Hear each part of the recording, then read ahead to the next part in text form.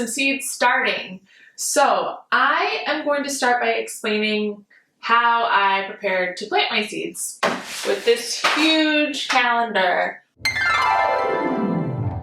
Count back from my last frost date, which for me in the suburbs of Chicago is April the 27th. So then I count back 1, 2, 3, and number my weeks so I know how many weeks out I am from my last frost. So that when I read the back of the seed packets, I can just go in and mark what I need to start sowing when. Keeps me much more organized. I need this, otherwise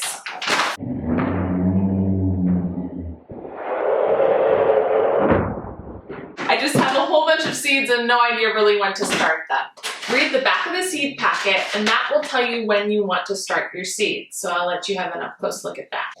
Transplant, so 5 to 7 weeks before last frost. So you go to your calendar, mark where to put it in, which is 5 to 7 weeks before your last frost, and then you know when you need to sow it. I got this off of YouTube. I use a photo album collector to put my seed packs in and organize them, which is really handy.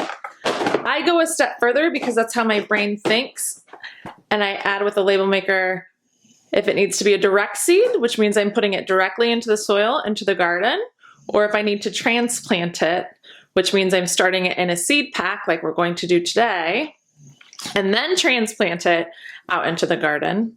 And I also add what type it is. So these up your herbs, vegetables plus fruit, veggies, all the way down to cut flowers, regular flowers.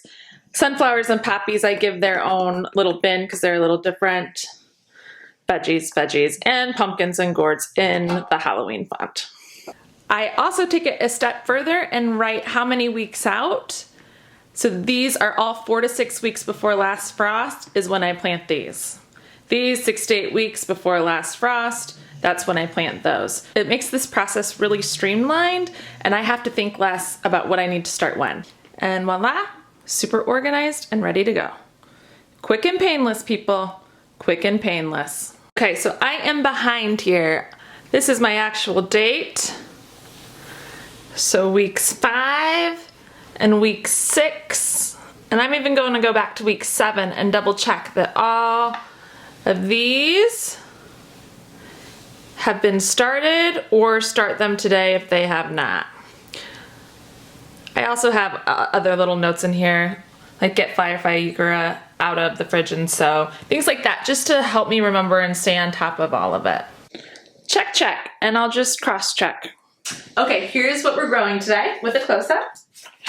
Scarlet Strawflower from Flora Flower. Yikes. Valkyrie Brunhild Camois, and Aster. Chinese Forget-Me-Not, Johnny Seeds. Cherry Brandy Rudbeckia, which is a type of black-eyed Susan, really pretty, deep cherry. Coral Fountain Amaranth. Lady Coral Lavender Aster, which I've seen a picture of, very pretty. Copper Red Strawflower.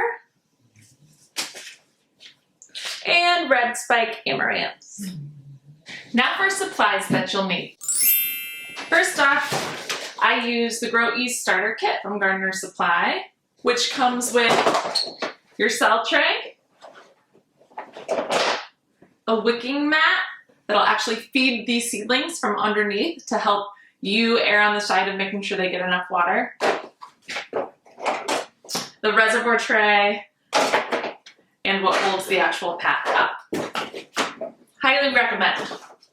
Really loving those. Vermiculite, which I'll use to put on top of my seed trays. So this seed starting mix comes with the starter pack from Gardener Supply. Really, any seed starting mix will work, but make sure you use seed starting mix and not potting soil. The potting soil is going to be too thick and those little delicate seeds need to be able to come up through the soil. So the seed starting mix is paramount. Then I've got my water that I'm gonna moisten my seed starting mix with. I've got my mister that I'm gonna actually water in my seeds with. And then an ID tag and a marker. for these ID tags. So first I'm gonna wet my seed starting mix because I want it to be moist. The best description I found of it is that you want it to be like a wrung out sponge.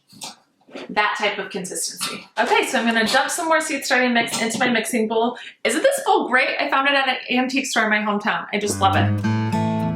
Go in with my water. Start with less, you can always add more. And start mixing.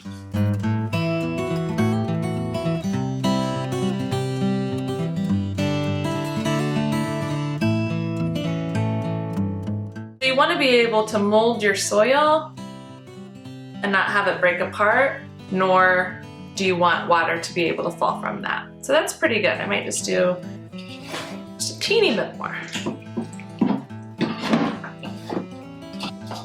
Good, no water is draining and it holds. Beautiful. So now I'm going to go in and water my wicking mats so that they're nice and moist before I put the dirt into my trays. There's tons of different seed trays that you can use. It really doesn't matter. I mean, I've seen really cool things like the bottom foam pad of a meat packet. You can literally use anything. It doesn't have to be this fancy. I just prefer this because it's kind of like insurance. I know that if I'm gone a couple days and can't water, they at least have water that's coming up from underneath, so they'll stay moist. But you can get as creative as you want with what to use. The most important thing is that you just start those seeds. These seed trays are reusable, by the way. I have already used 2 of these and washed them and cleaned them, so they're good to go. So it's nice that you can use them year after year after year. Now, I'm gonna take my salt trays and we gonna fill with dirt. We gonna fill with dirt.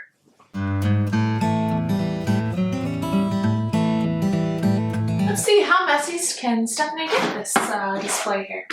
Oh my gosh, she's so messy. If you're a very clean person and you're watching this, I apologize because I'm just letting the dirt fly everywhere. But it's okay, we'll just vacuum it right up. Not exactly a super clean person. Usually I do lay a towel out, but I just didn't today. Smells like dirt. I love it. As I'm going through here, I'm not pressing too hard. I actually think I did press a little too hard on some of the seed trays I started earlier this year. And it was more difficult for my seedlings to come up through. So I got that trick from Strawflower Seed Workshop to just lightly settle them. And we're good to go.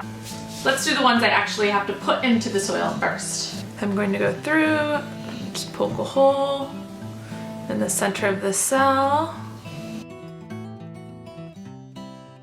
Next, I go through and label my ID tags. That way I know which flower or vegetable I've planted in each seed tray. On the back, I write down the brand of the seeds. That way, as I'm going through my progress this year, I know if I want to stick with the same company or switch. As I'm going, I'm not going to use all of these seeds in here because I don't necessarily want that much of each of these for this year, so I'll just plant the amount that I want and move along. Okay, we're gonna start with Lady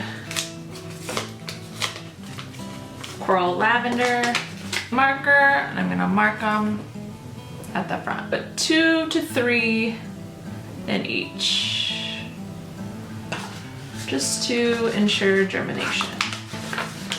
And then you can always reseal to use for next year. Seeds will last for a while. I will go through and thin these after they come up, so if I'm a little heavy-handed with some, I will thin those extra ones out so that the healthiest one can end up having the whole cell to really grow healthy and strong. I hope you're pretty. You will be pretty. Okay, see you next year, sister. Next up, Chinese forget-me-nots. 1, 2. Seeds down! Seeds down! You forget-me-nots have been a little ornery. These need to be covered, so I'm gonna make sure I cover those first. Because these next ones don't need to be covered and need light to germinate.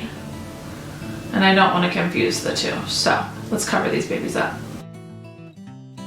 Now I'm gonna write down the seeds that I barely cover. Cherry Brandy Rudbeckia coming right up.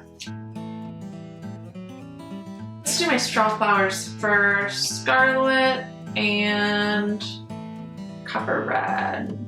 Copper Red. Seed requires light to germinate, so do not cover. These are what those babies look like. I'm gonna plop them right on top. Some people have said they plant right out of the packets, but I personally don't think I would be able to control that very well, knowing myself. Flower, Scarlet next. Oh, hi, Scarlet. I've heard some people say they actually think that when they talk to their seedlings and or plants, they think that it helps them grow better and fuller. Comment below and let me know if you do that. If you think it really does. I mean, even if it doesn't, it's probably good for us, right? Unless you just don't want to talk, which I usually don't want to talk. So, in that case, maybe you like the silence. Seed starting really is for everybody. I'm just barely gonna cover these with vermiculite because again, they need light to germinate.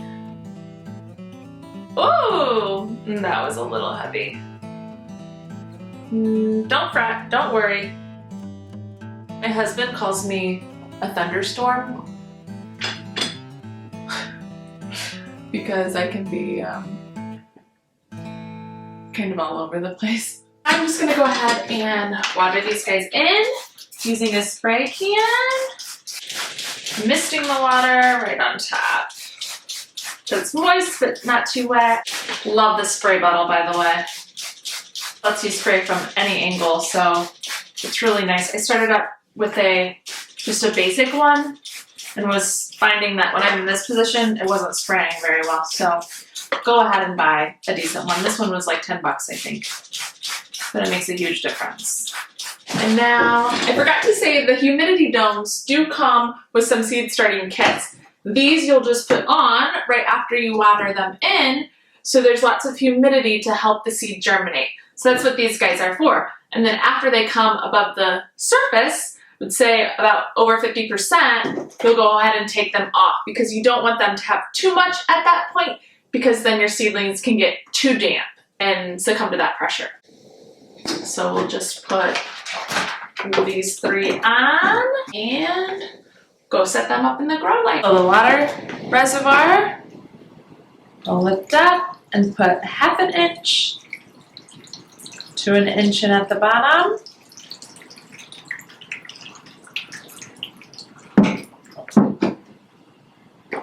Set your wicking mat down in there on top of the holder and you're good to go. Okay, so we're all tucked in under the grow light here. And that's where those seeds will stay to the next 4 to 5 weeks before they're ready to transplant. A lot of times you'll transplant those seeds after they get their first couple true leaves, but the back of your seed pack will tell you when you should transplant them. So take a look at those. Also, I'll water those seed packs in every day or every other day when the soil is starting to look like it's getting dry. I want to make sure that they stay nice and moist for those seedlings. There's also a little fan going over by my grow light so that the seedlings get used to some elemental wind and weather. It just helps those seedlings stay strong and ready to transplant when the time comes. So please comment below and let me know how you do your seed starting and what varies and what's different. I'm always willing to learn to make it better and get the best results I can possibly have. So thank you for watching. Happy seed starting, and we'll see you in the next one. Bye. I can't really talk and focus at the same time. I'm gonna work on that.